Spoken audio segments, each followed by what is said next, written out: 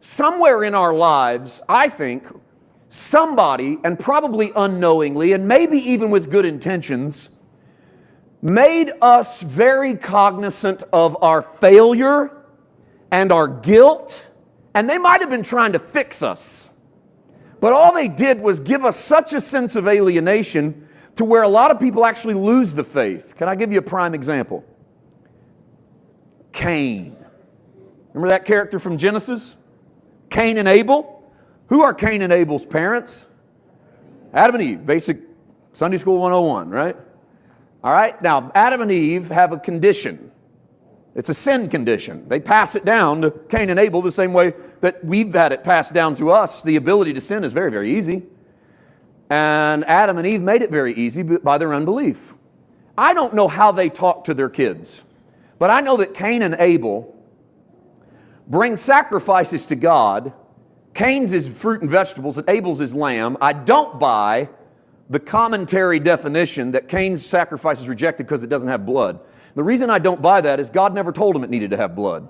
But they did know they needed to have faith because they had been having to believe in God or not believe in God since the Garden of Eden. And so what Cain does is he brings a sacrifice, and the book of Hebrews says his sacrifice has no faith. Hebrews doesn't say his sacrifice has no blood. It says he has no faith, which tells me he just gives it, but he doesn't really believe in it.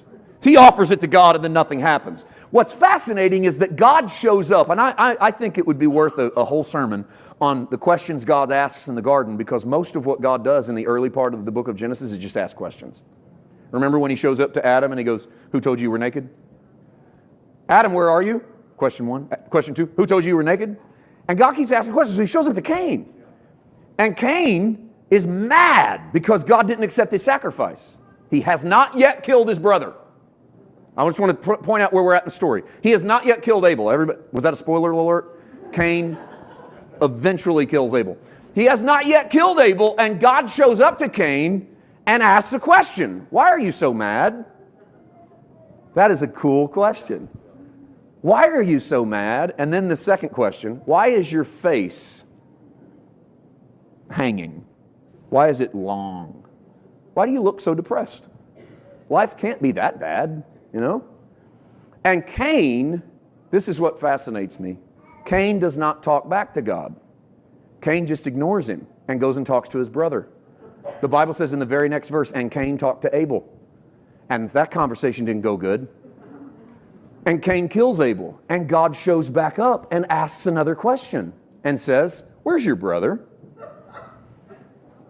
Are you with me in the story? Now, I don't know what happened in Cain, but somewhere in Cain's life, he recognized a sense of distance. And this is what struck me this morning. He recognized a sense of distance so much that when God talked to him, Cain didn't even talk back. He just went and talked to Abel. Where did he get that?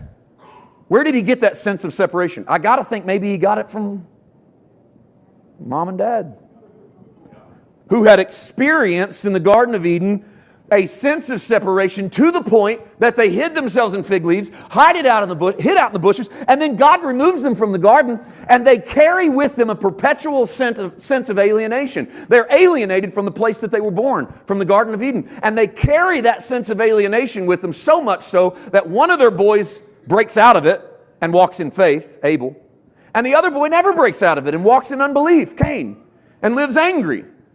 Because the sense of alienation will make you mad. It will make you angry at your family, angry at your church, angry at your God. You show me someone who's angry at God, who's losing the faith in who God is. I'll show you someone who somewhere in their life was alienated from the life of God. And it wasn't because they sinned. It was because somebody told them that God didn't want anything to do with them. Maybe they messed up in their youth, and all they heard was the sermon in their head of how far they were separated from God, and they bought it. And they walked out into the world believing that they were aliens, believing that God didn't want anything to do with them. This sense of separation is killing people. It is choking the life of God out of them because they feel alienated from God. And I'm here to tell you there is no such thing, because of what Jesus did at the cross, there is no such thing as a true alien in the eyes of God. There is nobody that God has not already paid for through Jesus Christ. There is no sin so great that Jesus didn't pay for it on the cross. There is no one wandering around out in the darkness of this world, no matter how dramatic it makes the end of sermon sound. There is nobody wandering around in the darkness of this world, separated from God through any actual event. Any separation they have from God is going to come up later in the verse in Colossians. But they're not alienated through their action. In other words, on the part of God, there's no alienation at all. I do like to stretch things back to the garden, because I think the garden and the experience Adam and Eve and Cain and Abel had, I think it shows us so much about the way mankind reacts. I mean, remember what happens to Adam right after he sins?